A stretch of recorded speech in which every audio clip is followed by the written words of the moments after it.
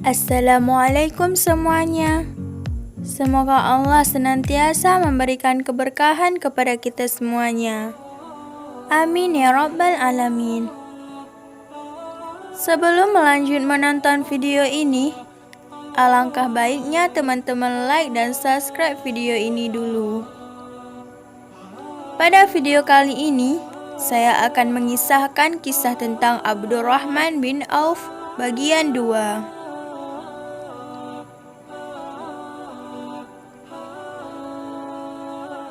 Kebaikan Abdurrahman terhadap kaum muslimin dan ummahatul mukminin bahkan membuatnya menjual tanah miliknya seharga 1000 dinar. Ia bagikan semua uang itu kepada Bani Zuhra, orang-orang fakir dari golongan muhajirin dan para istri Nabi Sallallahu Alaihi Wasallam. Saat ia mengirimkan bagian harta tersebut untuk Ummul Mukminin, Aisyah radhiyallahu bertanya, "Siapakah yang mengirimkan harta ini?" Ada yang mengatakan kepadanya, "Abdurrahman bin Auf." Kemudian Aisyah berkata, "Rasulullah sallallahu alaihi wasallam pernah bersabda, tidak ada orang yang bersimpati kepada kalian setelah aku mati, kecuali mereka orang-orang yang sabar." Doa Nabi Sallallahu Alaihi Wasallam dikabulkan sehingga Abdurrahman bin Auf mendapatkan keberkahan pada hartanya. Perdagangan Abdurrahman bin Auf terus berkembang dan bertambah. Kafilah miliknya terus-menerus pergi dan kembali ke Madinah dengan membawa gandum, tepung, minyak, pakaian, bejana, minyak wangi, dan semua kebutuhan masyarakat Madinah. Suatu hari, datanglah kafilah Abdurrahman bin Auf ke Madinah yang terdiri dari 700 kendaraan. Ya, 700 kendaraan yang membawa makanan, barang-barang yang dibutuhkan oleh penduduk Madinah. Begitu kafilah ini memasuki Madinah dan terdengar sorak-sorai manusia, Aisyah radhiyallahu berkata, "Ada apa ramai-ramai begini?" Ada orang yang menjawabnya, "Ini adalah kafilah Abdurrahman bin Auf. 700 unta yang membawa gandum, tepung, dan makanan." Aisyah radhiyallahu anhu berkata, "Semoga Allah memberkahi harta yang telah ia berikan di dunia demi ganjaran akhirat yang lebih besar."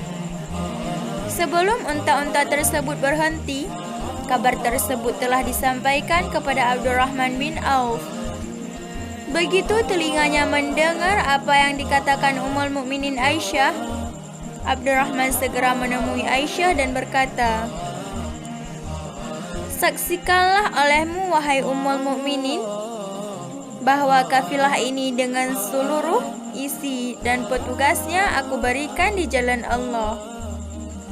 Doa Rasulullah sallallahu alaihi wasallam kepada Abdurrahman bin Auf agar Allah berkenan memberkahi dirinya selagi hidup terus saja berlangsung, sehingga ia menjadi sahabat Rasul sallallahu alaihi wasallam yang paling kaya dan yang paling banyak memiliki harta. Akan tetapi Abdurrahman bin Auf menjadikan seluruh harta tadi demi mencari keridhaan Allah dan Rasul-Nya. Ia senantiasa berinfak dengan kedua tangannya, baik yang kanan maupun yang kiri, dengan bersembunyi ataupun terang-terangan, sebagaimana ia pernah bersedekah dengan 40.000 dirham perak. Kemudian ia bersedekah lagi dengan 40 dinar emas. Kemudian ia bersedekah lagi dengan 100 auqiyah emas. Ia juga membawa para mujahidin dengan 500 kuda yang ia berikan. Kemudian ia membekali 1.500 mujahidin lainnya dengan kendaraan. Saat Abdurrahman bin Auf menjelang wafat, ia membebaskan banyak sekali budak-budaknya. Ia berpesan untuk memberikan 400 dinar emas kepada ahlu Badar yang masih hidup. Maka mereka pun mengambil pemberian Abdurrahman ini, dan jumlah mereka saat itu mencapai 100 orang. Ia juga berpesan untuk memberikan setiap Ummul Mukminin harta yang banyak, sehingga Ummul Mukminin Aisyah radhiyallahu anhu seringkali berdoa untuk Abdurrahman yang berbunyi, semoga Allah Subhanahu wa taala memberinya minuman dari air salsabil. Kemudian ia meninggalkan untuk ahli warisnya harta yang barangkali tidak bisa terhitung lagi, karena ia mewariskan 1.000 unta, 100 kuda, dan 3.000 domba. Istrinya berjumlah 4 orang, sehingga mereka mendapatkan 1/4 dari 1/8 yang masing-masing mereka dapatkan 80.000. Ia meninggalkan emas dan perak yang bertumpuk-tumpuk dibagikan kepada seluruh ahli warisnya dengan cara memukulkannya dengan kapak sehingga tangan orang-orang yang memotongnya kelelahan. Semua itu terjadi karena doa Rasulullah sallallahu alaihi wasallam agar Allah berkenan memberkahi harta Abdurrahman bin Auf.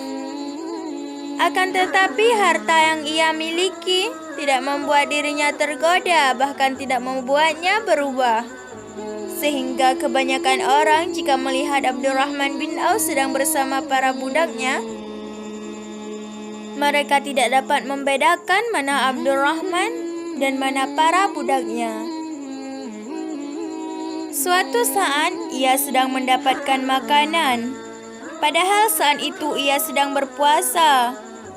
Ia lalu melihat orang yang membawakan makanan tadi sambil berkata, Mus'ab bin Umar yang lebih baik dariku terbunuh.